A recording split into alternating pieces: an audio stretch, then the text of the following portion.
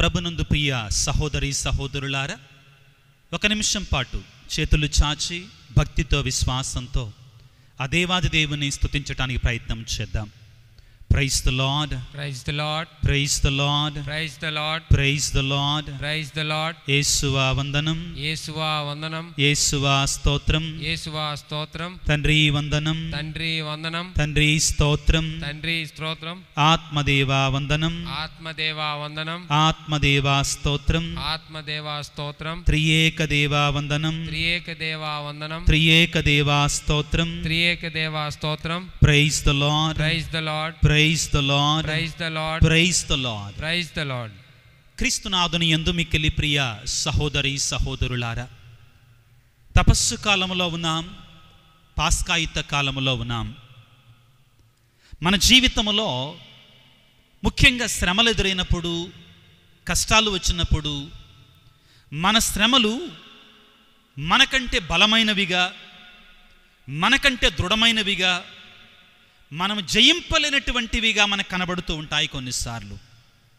అదేవిధంగా మన శోధనలు కూడా, మనకొచ్చే శోధనలు కూడా, మన శత్రువైనటువంటి సైతానుడు మనకంటే బలవంతుడుగా కనబడుతూ ఉంటాడు.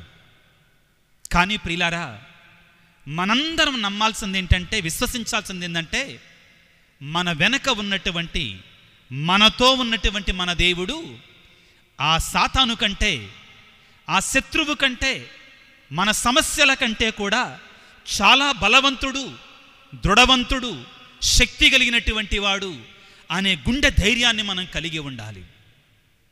బైబిల్ గ్రంథములో ప్రియులకు దేవుని బిడ్డలారా, దేవుడు తన నమ్మిన బిడ్డలకు తోడుగా ఉంటాడు.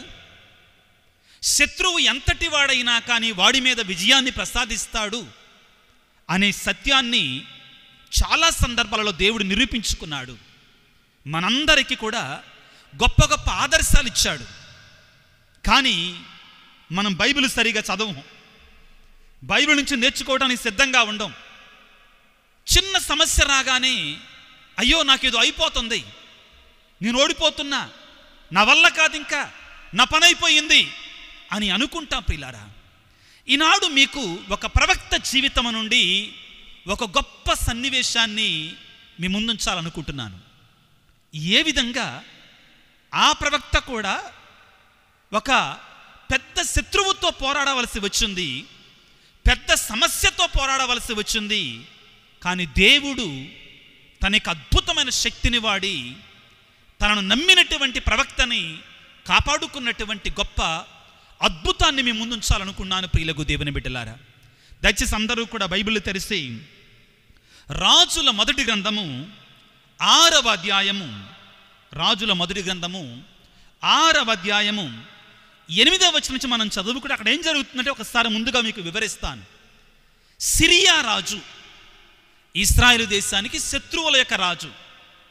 ఈ శత్రురాజు ఇశ్రాయేలు ప్రజల మీద దండయాత్ర చేశాడు. ఇశ్రాయేలు ప్రజలను జయించాలి అనుకున్నాడు, వాళ్ళని నాశనం చేయాలి అనుకున్నాడు, బానిసలను చేయాలనుకున్నాడు. సాతానుడు కూడా ఇదే చేస్తాడండి. మన జీవితంలో మనల్ని జయించాలనుకుంటాడు, మనల్ని బానిసలు చేసుకోవాలనుకుంటాడు, మనల్ని నాశనం చేయాలనుకుంటాడు. ఈ సిరియా రాజు ఇశ్రాయేలు ప్రజల మీద దండయాత్ర చేయటానికి వచ్చాడు. అయితే ఆ సిరియా రాజుకు తెలియంది ఏంటంటే, ఆ ఇశ్రాయేలు ప్రజల మధ్య ఒక గొప్ప ప్రవక్త ఉన్నాడు.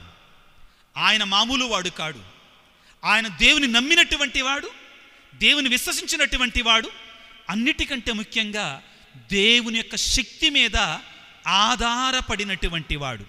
వాక్యాన్ని చదువుకున్న ప్రియులారా, రాజుల 2వ గ్రంథము 6వ అధ్యాయము 8వ వచనాన్ని చదువుకుందాం.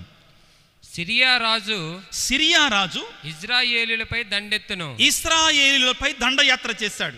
అతడు తన ఉద్యోగులతో సంప్రదించి అనువైన తావున శిబిరము పన్నెను. ఏం చేస్తాడు? సహజంగా పాతకాలంలో యుద్ధానికి వెళ్ళినప్పుడు తాము యుద్ధానికి వస్తున్నాము అని చెప్పరు చాలామంది, తాము యుద్ధానికి బయలుదేరాము అని చెప్పరు చాలామంది. కొంతమంది రాజులు చెప్పి వస్తారు. కానీ ప్రియులారా, మన శత్రువు కూడా మనకు చెప్పిరాడు సాతానుడు ఈ తపస్సు కాలములో. అందుకనే పేతురు గారు ఏమంటారు, తాను రాసిన మొదటి లేఖలో ఏమని పలుకుతారు? మన శత్రువైన సైతానుడు పొదల మాటున నక్కి గర్జించు సింహములాగా ఉన్నాడంటండి. కాబట్టి ఈ సిరియా రాజు కూడా ఇశ్రాయేలు ప్రజలకు తెలియకుండా వారి మీదకి దండయాత్ర చేస్తున్నాడు. వారి మీదకి యుద్ధానికి వచ్చాడు. వచ్చి ఇశ్రాయేలు ప్రజలకు తెలియకుండా ఒక చోట నక్కి ఉన్నాడు. సైన్యాన్ని అంతటినీ కూడా ఒక కొండ మాటున దాక్కుని ఉన్నాడు. అవకాశం కోసం రాత్రిపూట ఈ ఇశ్రాయేలు యొక్క గ్రామాల మీద పడి నాశనం చేయాలని. ఇది మన ఆత్మీయ జీవితానికి చాలా ముఖ్యమైన సందేశం ప్రియులారా. ముఖ్యంగా శ్రమల కాలంలో, తపస్సు కాలంలో ఉన్న మనకి చాలా ముఖ్యమైన సందేశం ప్రియులారా. ఒక చోట ఒక కొండల వెనుక శిబిరాన్ని పన్నాడు. సైనికులందరినీ సిద్ధంగా ఉన్నాడు. ఇశ్రాయేలు ప్రజల మీద, ఇశ్రాయేలు గ్రామాల మీద, ఆ దగ్గరలో ఉన్న గ్రామాల మీద పడి వారిని నాశనం చేయడానికి. ఏం జరుగుతుందో చూద్దాం ప్రియులారా. 9వ వచనాన్ని చదువుకుందాం. రాజుల 2వ గ్రంథము 6వ అధ్యాయం 9వ వచనాన్ని చదవండి. కానీ దైవజనుడు ఎలీషా అతడ సిరియనులు పొంచి ఉన్నారు కనుక నీవు ఆ తావునకు వెళ్ళవలదు అని ఇశ్రాయేలు రాజునకు దూత నంపెను. చూడండి ప్రియారా, ఇశ్రాయేలు రాజుకు తెలియదు శత్రువు దగ్గరలో ఉన్నాడు, రాజును చంపాలనుకుంటున్నాడు, రాజు మీద పడాలనుకున్నాడు అని రాజుకు తెలియదు. కానీ ఎవరికి తెలుసు? ప్రవక్త అయినటువంటి దైవజనుడైనటువంటి ఎలీషాకు తెలుసు. శత్రువు దాపుకొచ్చాడు, యుద్ధం చేయడానికి సిద్ధంగా ఉన్నాడు. ఏ క్షణంలోనైనా యుద్ధం చేస్తాడు, రాజును కైవసం చేసుకుంటాడు, రాజ్యాన్ని, ఇజ్రాయెల్ రాజ్యాన్ని కైవసం చేసుకుంటాడు. శత్రువు వచ్చి శిబిరాన్ని పన్నాడని ప్రవక్తగా తెలుస్తుంది. దైవ దృష్టితో చూశాడు, దైవ శక్తితో చూశాడు. చూసి రాజుకి కబురు పంపిస్తున్నాడు. అయ్యా, సిరియా రాజు దగ్గరలో ఉన్నాడు, నీ శత్రువు దగ్గరలో ఉన్నాడు, కాబట్టి నువ్వు అటువైపు వెళ్ళమాకో. ప్రియులారా, మనం చేసేది ఏందో తెలుసా? శత్రువు అక్కడ ఉన్నాడని తెలిసి కూడా మనం అక్కడికే వెళతాం. నాకు సారా తాగే అలవాటు ఉందని మనకు తెలుసు, తాగుడు అలవాటు ఉందని నాకు తెలుసు, నాకు ఆ లోపం ఉందని నాకు తెలుసు. అయినా కానీ మనం ఆ వైన్ షాప్ పక్కకే వెళ్ళటానికి ప్రయత్నం చేస్తాం. లొంగిపోక ఏం చేస్తామండి? శోధనని మనం ఏదైతే తీసుకొని వెళుతుందో అక్కడికి మనం దూరంగా ఉండాలి. ఎవడన్నా చెడ్డ కుర్రవాడు ఉన్నాడు అనుకుందాం, వాడి నోటి నిండా చెడ్డ మాటలే, చెడ్డ ఆలోచనలే, చెడ్డ తలంపులే. నీ వాడి దగ్గరికి వెళితే నిన్ను ఎలాగో ఒకలాగా బురుడి కొట్టించి నిన్ను పాపంలోకి నెడతారని నీకు తెలుసు. నువ్వు మళ్ళీ వెళ్ళటం ఎందుకు అక్కడికి? అమ్మలక్కలు చేరతారు. ఒక అమ్మ ఉంది, ఆమె నోటి నిండా కానీ ఎప్పుడు చూద్దామని అంటగట్టడమే, ఆమె అట్ట ఈ మెట్ట అని నీకు తెలుసు. అయినా కానీ ఆమె దగ్గరికి వెళ్ళటం ఎందుకు? నువ్వు పాపంలోకి లాగుతుంది కదా ఆ స్త్రీ. సాతాను యొక్క దూతలాగా, ఎవరిలాగా అండి? సాతాను యొక్క దూతలాగా పనిచేస్తుంది కదా. మళ్ళీ ఆ శోధన దగ్గరికి వెళ్ళటం ఎందుకో? ప్రవక్త అయినటువంటి ఎలీషా రాజు కబురు పెట్టాడు. అయ్యా, నీ శత్రువు అనేటువంటి సిరియా రాజు ఫలానా చోట ఉన్నాడు, అటెల్లమాకు. ఒకసారి కాదు, 2 సార్లు కాదు, 3 సార్లు కాదు ప్రియులారా. ఈ సిరియా రాజు ఎక్కడెక్కడైతే దండు దించుతున్నాడో సైన్యాలతో వచ్చి దాక్కుని ఉండటం అనమాట, పొదల మాటున యుద్ధం చేయటానికి. ఎక్కడెక్కడైతే శత్రువు సిద్ధంగా ఉన్నాడో ఎలీషా అమ్మటే చెప్పేస్తున్నాడు, అటెల్లమాకు అనగానే రాజు జాగ్రత్త పడి అటు వెళ్లకుండా ఆయన మకాం మార్చేస్తున్నాడు. ఇజ్రాయేల్ యొక్క రాజు జాగ్రత్త పడుతున్నాడు, ప్రవక్త మాటలు వింటున్నాడు, దైవజనుని యొక్క మాటలు వింటున్నాడో కాబట్టి కాపాడబడ్డాడు. ప్రియ బిడ్డ, ఈ శ్రమల కాలంలో, ఈ పాస్కా యుద్ధ కాలంలో దేవుని యొక్క వాక్యం మనకి ఎంతో బోధించబడుతుంది. మనం వింటున్నామా? లెక్క లేకుండా బ్రతుకుతున్నామా? ఎంత వాక్యాన్ని బోధించినా కానీ నాకు కాదు చెప్పేదని దులుపుకొని వెళ్ళిపోతున్నామా? ప్రయోజనం లేదు. శత్రువు దగ్గరలో ఉన్నాడు అని ప్రవక్త ఇశ్రాయేలు రాజుకు చెబితే ఆ మాటలు ఆలకించి అక్కడ నుండి ప్రక్కకు తప్పుకున్నాడు. Praise the Lord, praise the Lord, praise the Lord, praise the Lord. ప్రభునందు ప్రియులకు దేవుని బిడ్డలారా, మన జీవితంలో, మన క్రైస్తవ జీవితంలో, విశ్వాస జీవితంలో మనం దేవుడు మనల్ని హెచ్చరిక చేసినప్పుడు ఆ పాపం వైపు, ఆ శోధన వైపు వెళ్లకుండా మనం జాగ్రత్త పడాలి. మొదటిగా నాకేం కాదులే, నాకు ఆత్మనిగ్రహం ఉంది, నన్ను సాతానుడు ఏం చేస్తాడు, నన్ను శోధనలు ఏం చేస్తాయి, నేను చాలా బలవంతుడిని అనుకుంటే ప్రియ బిడ్డ నువ్వు పడిపోతావు. సాతాను దగ్గరికి వెళితే సాతానుడు కబంధ హస్తాలతో నిన్ను పట్టుకుంటాడు. జాగ్రత్త, చాలా జాగ్రత్తగా ఉండట్టు వెళ్ళమాకో. తాగి అలవాటు ఉంటే అటు వెళ్ళమాకు. వైన్ షాప్ కల్లి అబద్ధాలు ఆడేటువంటి వాళ్ళు ఉన్నారంటే అటు వెళ్ళమాకో. చెడు ఆలోచనలు ఇచ్చే స్నేహితులు ఉన్నట్టు అటు వెళ్ళమాకో. అయ్యో మరి నా స్నేహితులు పోతారుగా, పోతే పాని చెడు స్నేహితులు. వాళ్ళు పోతాం వల్ల నీకేమన్నా నష్టం వస్తుందా, బాగుపడతావు నువ్వు. ప్రవక్త అయిన ఎలీషా ప్రియులారా, రాజుని నువ్వు అటు వెళ్ళమాకు, నీ శత్రువు ఉన్నాడు అంటే వెళ్ళలా. వాక్యాన్ని చదువుకున్నా పిల్లారా. వెంటనే శత్రురాజు ఏమన్నాడో తెలుసా ప్రియులకు దేవుని బిడ్డలారా? వాక్యాన్ని చదువుకుంటే 6వ అధ్యాయము 11వ వచనాన్ని చదువుతున్నాను వినండి. కడకు సిరియా రాజు విసిగిపోయి ఏం చేశాడు? శత్రువు ఏం చేస్తున్నాడు? విసిగిపోయాడు అనమాట. అరే నేను ఎక్కడ శిబిరం పనితే అక్కడ రాజుకు చెప్పేస్తున్నారు, నా శత్రువు చెప్తున్నారేంటి? ఇశ్రాయేలు రాజుకు ఎవరు చెప్తున్నారబ్బా నేను ఇక్కడ శిబిరం పన్నుతున్నానని? కడకు సిరియా రాజు విసిగిపోయి, చదవండి, తన సైనికోద్యోగులను పిలిచి, మీలో ఎవడో మన గుట్టు ఇశ్రాయేలు రాజునకు ఎరిగించుచున్నాడు, అతడెవడు అని ప్రశ్నించెను. ఈ సిరియా రాజు ఏమంటున్నాడే, శత్రురాజు ఏమంటున్నాడంటే, నేను ఎక్కడ శిబిరం పనిడితే అక్కడ నేను పలానా చోట శిబిరం పన్నానని చెప్తున్నారు.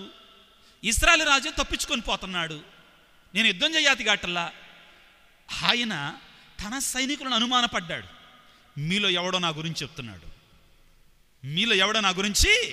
చెప్తున్నాడు అనని ప్రశ్నించాడు.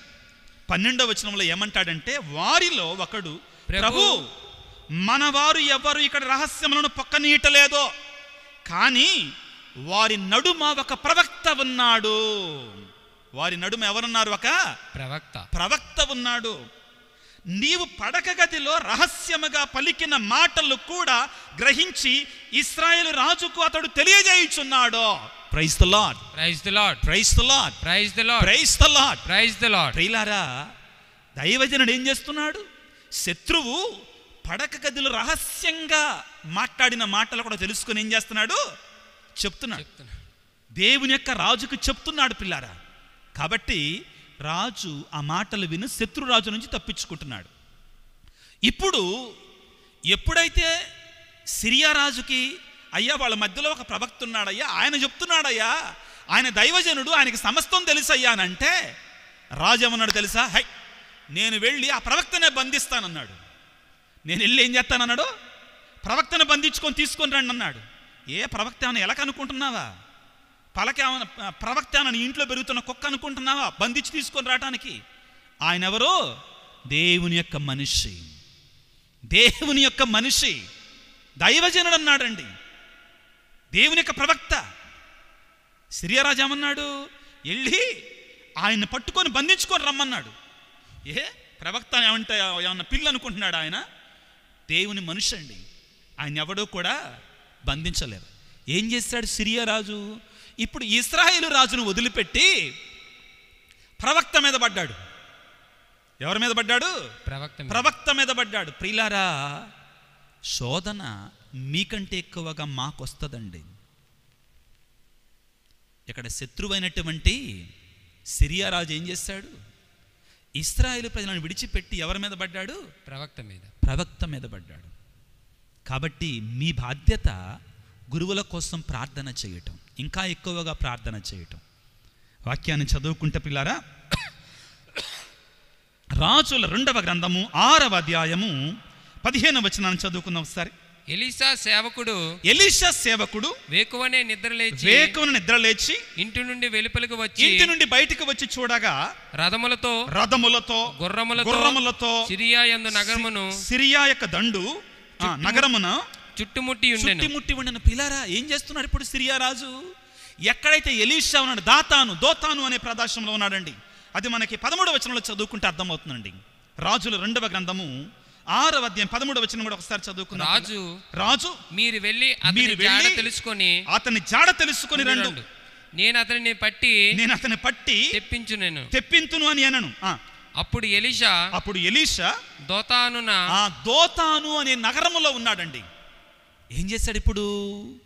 ఈ శత్రువైనటువంటి రాజు, జాగ్రత్తగా ఆలకించండి పిల్లారా, ఈ తపస్సు కాలానికి ముఖ్యంగా దీక్షాపరులకి, భక్తితో ఉండాలి అనుకున్నటువంటి వాళ్ళకి ఈ సన్నివేశం చాలా గొప్ప సన్నివేశం పిల్లారా. ప్రవక్త ఎక్కడున్నాడో తెలుసుకొని ఆ ప్రవక్తను పట్టుకొని రండి అని తన సైనికులందరినీ కూడా ఆ గ్రామానికి పంపించాడు. ఎక్కడైతే ప్రవక్త ఉన్నాడో దోతాను అనే గ్రామానికి పంపించాడు. ఇప్పుడేం జరుగుతుంది? ఎలీషా సేవకుడు పొద్దున్నే లేవగానే ఇంకేముంది, ఆ గ్రామం చుట్టూ కూడా ఆ శత్రువుల యొక్క సైన్యాలు ఉన్నాయండి. ఇంకేముంది, భయపడిపోయాడు. ప్రవక్త యొక్క సేవకుడు భయపడిపోయాడు. అమ్మా మన పని అయిపోయింది అనుకున్నాడు. మనం కూడా అంతే, మన చుట్టూ సమస్యలు రాగానే అయిపోయింది మన పని అనుకుంటామండి. ఎలీషా సేవకుడు వేకును నిద్రలేచి ఇంటి నుండి వెలుపలకు వచ్చి చూడగా రథములతో గుర్రములతో సిరియా దండు నగరమును చుట్టి ఉండెను. అతడు ఎలీషాతో, అయ్యా మనకు చావు మూడినది, ఇక ఏమి చేయలేమో. మనం అదే అంటామండి. మన ఇంట్లో చిన్న సమస్య రాగానే, చిన్న బాధలు రాగానే, చిన్న శోధన రాగానే మన పని అయిపోయింది. ఎలీషా సేవకుడు, ప్రవక్త సేవకుడు అంటున్నాడు మన పని అయిపోయింది. ఏమంటున్నాడు? ఆ మాట్లాడు, అయ్యా మనకు ఏం మూడిందంట? చావు మూడింది, మన పని అయిపోయింది, మనం చచ్చాం. ఎందుకని? శత్రువుల యొక్క సైన్యాలు ఉన్నాయి. ఈ పిచ్చివాడికి తెలియంది ఏంటంటే ప్రవక్త ఒంటరివాడు కాడు, ఇక ఏమి చేయలేం అని అనను. ఇప్పుడు చదువుకున్న పిల్లల చాలా ముఖ్యమైన మాట, అందరూ దయచేసి జాగ్రత్తగా ఆలకించడానికి ప్రయత్నం చేయండి. రాజుల 2వ గ్రంథము 6వ అధ్యాయం 16వ వచనం చదవండి అయ్యా. కానీ ఎలీషా అతనితో నీవు భయపడకుము. ప్రియ బిడ్డ, నువ్వు భయపడకో. నువ్వు భయపడవలసినట్టు అవసరము లేదో. ఎందుకనంటే శత్రువు యొక్క సైన్యాన్ని చూసి, సాతాను యొక్క శక్తిని చూసి నువ్వు భయపడుతున్నావా? దానికంటే శక్తిమంతుడు మన వెనక ఉన్నాడు, మనతో ఉన్నాడు. Praise the Lord, praise the Lord, praise the Lord, praise the Lord, praise the Lord, praise the Lord. నీవు భయపడకుము. వారి వైపున పోరాడు వారి కంటే మన వైపున పోరాడు వారే ఎక్కువ మంది ఉన్నారు. ఈ సేవకుడికి డౌట్, సందేహం, ఇదేంటి ప్రవక్త ఒక్కడే ఉన్నాడుగా, అక్కడ వేల మంది ఎదురుగా శత్రువులుంటే వాళ్ళకంటే మన పక్షాన్ని ఎక్కువ మంది ఉన్నారంటాడేంటి? ఎవరు లేరే ప్రవక్త చుట్టూ, కనబడతలేదు కదా. ఎలా మాట్లాడుతున్నాడు? ఇంత ధైర్యం ఎక్కడి నుంచి వచ్చింది ప్రవక్తకి? మనకొచ్చే సందేహాలు, మనకొచ్చే డౌట్లు, మనకున్న అవిశ్వాసం ఇదేనండి తగలడి. మనకొచ్చే ఉన్నటువంటి అవిశ్వాసం ఇదే. దీన్ని తీసివేసుకుంటే దేవుడు తన శక్తిని మనకు చూపిస్తాడు. ఇప్పుడు చూడండి పిల్లారా, జాగ్రత్తగా ఆలకించండి, వాక్యాన్ని చదవండి దయచేసి. అతడు దేవుని ప్రార్థించి, ప్రవక్త దేవుణ్ణి ప్రార్థన చేసి, ప్రభువా నా సేవకుడికి ఇతనికి దృష్టి దయచేయము. కళ్ళు లేవా అతనికి? ఉన్నాయి. కళ్ళు లేవా అతనికి? ఉన్నాయి. దృష్టి దయచేయమంటున్నాడు. ఏం దృష్టి అది? ఆత్మీయ కనులను తెరవమంటున్నాడు. ఆత్మ దృష్టిని తెరవమంటున్నాడు. నీ ఆత్మతో చూడాలి, నీ కనులతో కాదు ప్రియ దేవుని బిడ్డ. దేవుని యొక్క శక్తిని చూడాలి అంటే నీ విశ్వాసంతో చూడాలి, నీ బాహ్యమైన కనులతో కాదు. దేవుని యొక్క అద్భుతాన్ని చూడాలి అంటే, దేవుని యొక్క మహిమను చూడాలి అంటే నీ ఆత్మ దృష్టిని తెరవాలి అంటే నీ ఆత్మ సరిగా ఉండాలి. అప్పటి వరకు కూడా సేవకుని యొక్క ఆత్మీయ దృష్టి తెరవబడలా. ప్రవక్త ప్రార్థన చేశాడు, అయ్యా నా సేవకుని యొక్క ఆత్మీయ దృష్టిని తెరువయ్యా అన్నాడు. చదువు ఏం జరుగుతుందో. ప్రభువు సేవకునకు ఆత్మీయ దృష్టి నొసగగా అతడు కొండ అంతా కూడా అగ్ని రథములతోనూ గుర్రములతోనూ నిండి ఉండుటను చూచెను. Praise the Lord, praise the Lord, praise the Lord, praise the Lord, praise the Lord, praise the Lord. అవి అన్ని ఏలియా చుట్టూ ఉన్నట్లుగా కనిపించను. ఎవరి చుట్టూ ఉన్నాయి? దేవుని యొక్క అగ్ని రథాలు, అగ్ని గుర్రాలు ఏలియా ప్రవక్త చుట్టూ కాచుకుని ఉన్నాయి. ఇంకెవడేం చేస్తాడండి ప్రవక్తని? దైవజనుడు, అభిషిక్తుడు. ప్రియులారా, ప్రియ దేవుని బిడ్డ, ఈ శ్రమల కాలములో, ఈ పాస్కా యుద్ధ కాలములో దేవుడు నిన్ను చుట్టి ముట్టి ఉన్నాడు. దేవుడు నీ చుట్టూ ఉన్నాడు. నువ్వు ఆత్మీయ కనులను తెరువు, ప్రార్థన చెయ్యి, దేవుని దగ్గరికి రా, దేవుని సన్నిధిలో ప్రార్థన చేయి, ఉపవాసం ఉండి ప్రార్థన చేసి దాన ధర్మాలు చెయ్యి. దేవుడు నీ చుట్టూ ఉన్నాడు. నీ శత్రువైన సైతాను కంటే మన పక్షాన ఉన్నటువంటి వాడు బలవంతుడు, శక్తివంతుడు. నువ్వు దేవుని సన్నిధికి రాకుండా, ప్రార్థన చెయ్యకుండా, ఉపవాసం ఉండకుండా, దేవుని సన్నిధి సమయాన్ని గడపకుండా, వాక్యాన్ని చదవకుండా, జపమాల చేయకుండా, దివ్యబలి పూజలో పాల్గొనకుండా ఉంటే సేవకుల్లాగానే భయపడతాం. సేవకుల్లాగానే మనం కూడా భయపడతాం. ప్రియ దేవుని బిడ్డ, ఈ రోజున దేవుని సన్నిధికి వెళదాం.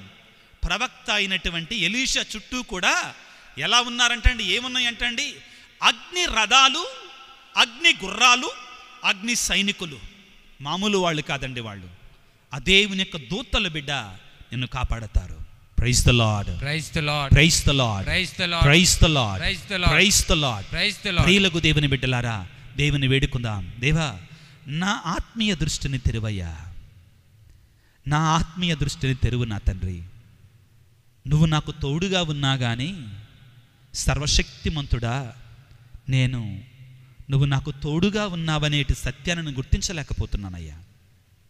నీ ఆత్మశక్తిని నాకు ప్రసాదించు తండ్రి. నీ ఆత్మీయ వరాన్ని నాకు దయచేయి తండ్రి.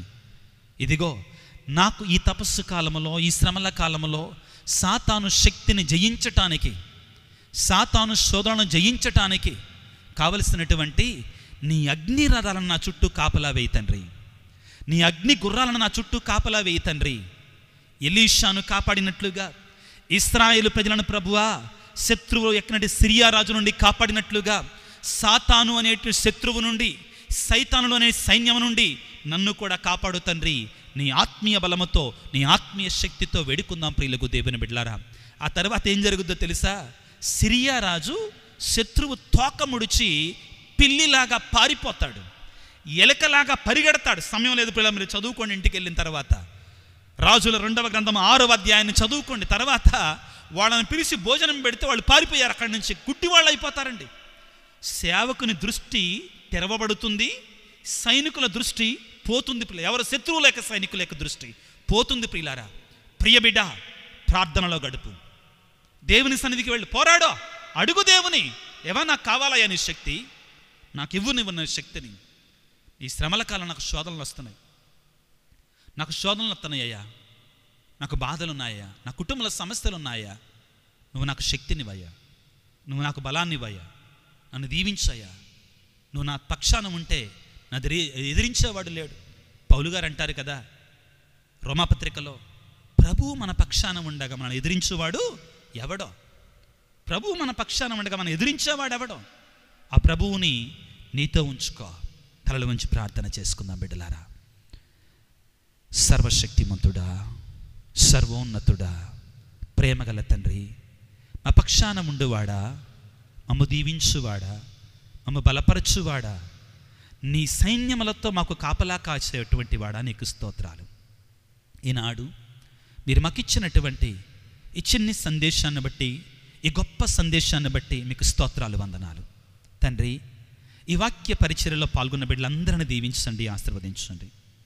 ఈ శ్రమల కాలంలో, పాస్కాయుద్ధ కాలంలో ఎవరైతే బిడ్డలు నిన్ను పోలి నీకు దగ్గరగా ఉండాలి అనుకుంటున్నారో వారందరికీ మీ శక్తినివ్వండి తండ్రి. ముఖ్యంగా జీవితంలో శ్రమలు, కష్టాలు, సాతాను శోధనల వలయంలో చిక్కుకున్నటువంటి వారిని బలపరచండి, దృఢపరచండి, శక్తితో నింపండి నా తండ్రి. అనారోగ్యంతో బాధపడుతున్న బిడ్డలను నీ గాయపడిన హస్తములతో తాకండి ప్రభువా. ఇదిగో నీ సేవ చేస్తున్నటువంటి మీ సేవకుల కొరకై ప్రార్థిస్తున్నాము తండ్రి. ఈనాడు వాక్యములో ఆ శత్రువైన సిరియా రాజు ఇశ్రాయేలు ప్రజలను విడిచిపెట్టి ప్రవక్త మీద పడ్డాడయ్యా. సాతానుడు కూడా ఎన్నో సందర్భాలలో గురువులని అలసట రూపంలో, పాపము రూపంలో, శోధన రూపంలో, అదేవిధంగా ఆటంకాల రూపంలో తండ్రి సాతానుడు ప్రభువా గురువుల మీద, బోధకుల మీద పడుతున్నాడు. వారికి శక్తినివ్వండి తండ్రి, నీ ఆత్మ బలాన్ని ఇవ్వండి తండ్రి. సాతాను శక్తి వారిని తాకకుండా, వారి దగ్గరకు రాకుండా నీ అగ్ని గుర్రాలని, నీ అగ్ని రథాలని, నీ అగ్ని దూతలను ప్రభువా నీ సేవకులకు కాపలాగా ఉంచి వారిని నోటిన నీ బోరగా వాడుకో తండ్రి. నీ యొక్క వాక్యాన్ని బోధించేటువంటి నాయకులుగా వాడుకో తండ్రి. అదేవిధంగా ఈ వాక్య పరిచయంలో పాల్గొంటున్నటువంటి ప్రతి బిడ్డను నువ్వు దీవించి ఆశీర్వదించమని, నీ ఆత్మవర్షాన్ని మాకు ప్రసాదించమని మా ప్రభు అయిన క్రీస్తు ద్వారా వేడుకొనుచున్నాము తండ్రి. ఆమేన్.